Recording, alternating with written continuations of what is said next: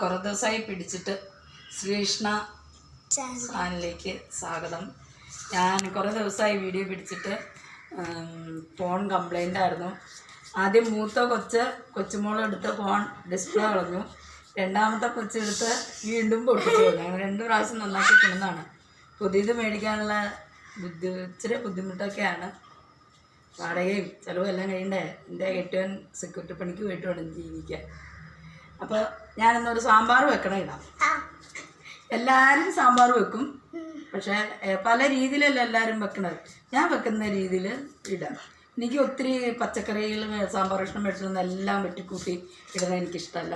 ഞാൻ ചെറുപ്പത്തിലേ മുതലായാലും അങ്ങനെ ചെയ്യാറില്ല.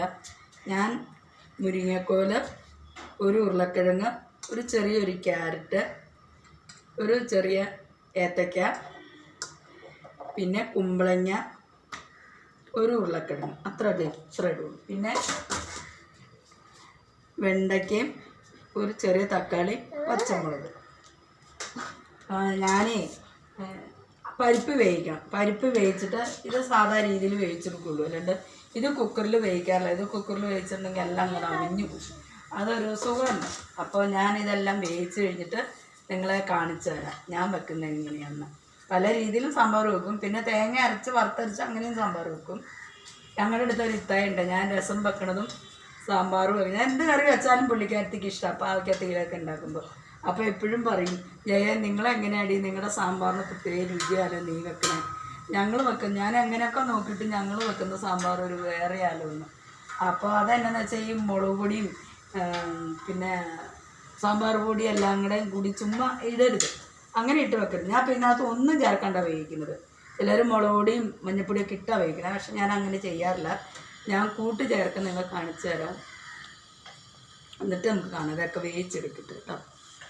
എന്നാൾ പറഞ്ഞില്ലേ ഞാൻ നട്ട കരിയാപ്പില ഉപയോഗിക്കുന്നത് എൻ്റെ ചട്ടിയിൽ നിറച്ചുണ്ടായിരുന്ന എന്നാണ് അങ്ങോട്ട് മാറിക്കഴിഞ്ഞപ്പോൾ പുഴുവില്ല. അത് തണ്ടൊക്കെ പോവുക നല്ലപോലെ ഉണ്ടായതായിരുന്നു. എന്ത് പറ്റിയതാണ് എന്തോ ആരാണ്ട് എന്തോ പറ്റി പുഴു കയറുക. ഞാൻ ഇങ്ങനെ നട്ട് ചട്ടിക്കകത്ത് നല്ലപോലെ കരിയാപ്പില ആർത്ത് എണ്ണ കാച്ചാൻ നേരത്തെ എടുക്കും. ഞാൻ സ്വന്തം എണ്ണ കാച്ചിയാണ് പറ്റുന്നത്. അച്ഛൻ്റെ എണ്ണ പിന്നീടാണ്. അപ്പോൾ ഇത് സാമ്പാറിനുള്ള കരിയാപ്പില വരച്ചിക്കാൻ അപ്പോൾ എല്ലാം വേവിച്ചു. സാമ്പാറിൻ്റെ ബന്ധു എടുത്ത് വയ്ക്കണ പരിപ്പ് വേവിച്ച് പൊടിക്കുക.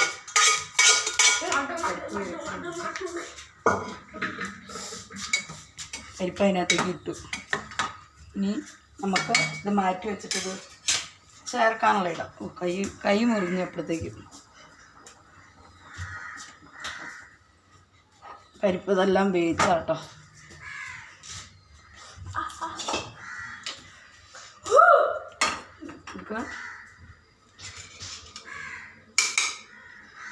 മഞ്ഞപ്പൊടി, മല്ലിപ്പൊടി, കാശ്മീർ മുളക് പൊടി, ഞാൻ കാശ്മീർ മുളക് പൊടി ഉപയോഗിക്കണേ. ഇത് സാമ്പാർ പൊടി. ഇതെല്ലാം കൂടി നമുക്ക് ഒന്ന് ചൂടാക്കാം. ഞാൻ ഇങ്ങനെയാട്ടോ സാമ്പാർ ഉണ്ടാക്കുന്നത്. ചൂടാക്കാം, അതൊക്കെ ഒന്ന് ചൂടാക്കട്ടെ. അതെ എൻ്റെ സാമ്പാർ പൊടി ഇതാണ് ഞാൻ ഉപയോഗിക്കുന്ന സാമ്പാർ പൊടി. ചൂടാക്കട്ടെ കേട്ടോ.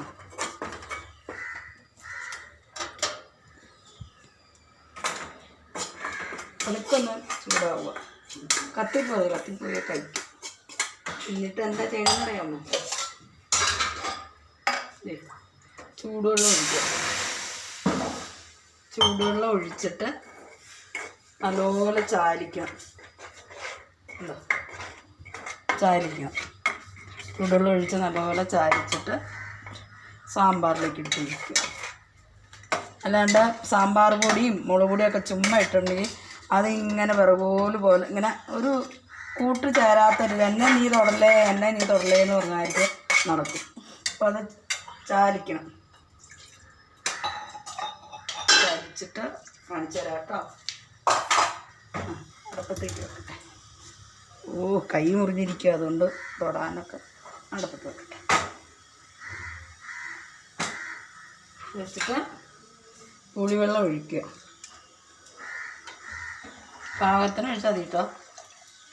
വെള്ളം ഒഴിച്ചു ഇനി അവിടെ കൊന്ന് നല്ലോണം തിളയ്ക്കണം.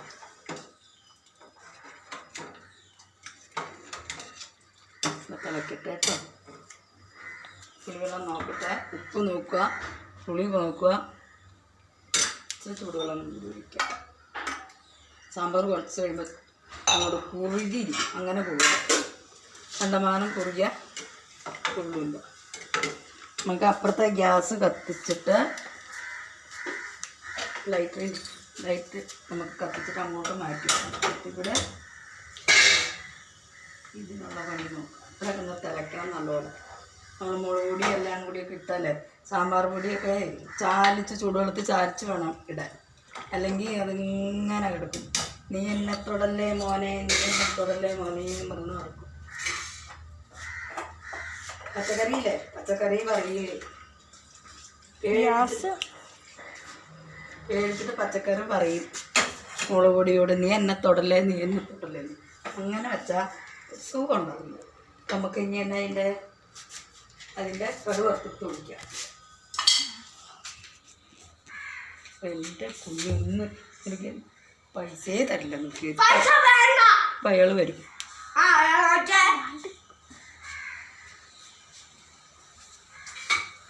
വെട്ടം കാണാൻ നമ്മളത്തിരി മഴക്കാറ് വരണ്ട് നല്ല ഇട്ടാ നമുക്ക് കടുവ വറുത്ത് വയ്ക്കാം. സാമ്പാർ കൂടെ കണ്ടിട്ട് തിളയ്ക്കും കേട്ടോ. നമുക്ക് കടുവ വറുത്ത് വയ്ക്കാം.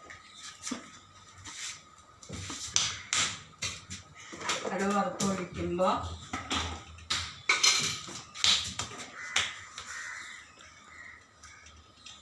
കടുകിടുക, കുറച്ച് ഉലുവ, കടുകിട്ടു ഉലുവ കുറച്ചിടുക, ഗ്യാസ് തിന്നിടുക. അതേമാതിരിക്ക് കട്ടിക്കായ ഇടുക. അതിൻ്റെ കൂടെ കട്ടിക്കായ, പൊടിക്കായ ലാസ്റ്റ് ഇട്ടാൽ കട്ടിക്കായ ഇടുക, ഉള്ളി ഇടുക, കരിയാപ്പില. ഞാൻ നട്ട കരിയാപ്പില അത് ഇതിലേക്ക് ഇടുള്ളൂ. കരിയാപ്പില ചുമ്മാ ഇടുകയുള്ളൂ. കരിയാപ്പില കടുക് വറുക്കുന്നുണ്ടെങ്കിൽ അത് ഇതായി.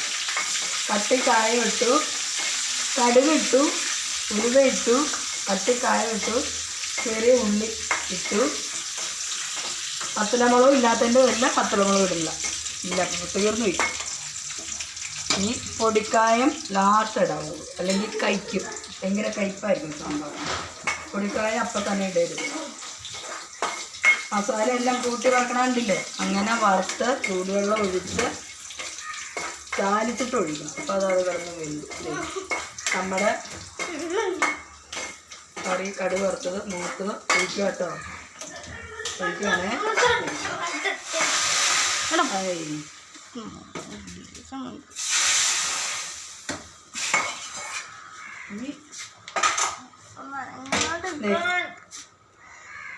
പൊടിക്കായം തിളക്കുന്നതിൻ്റെ കൂടെ പൊടിക്കായ കേട്ടോ. അത് കട്ടിക്കായ ഇട്ട് മൂപ്പിച്ചു, ഇച്ചിരി പൊടിക്കായം കൂടെ.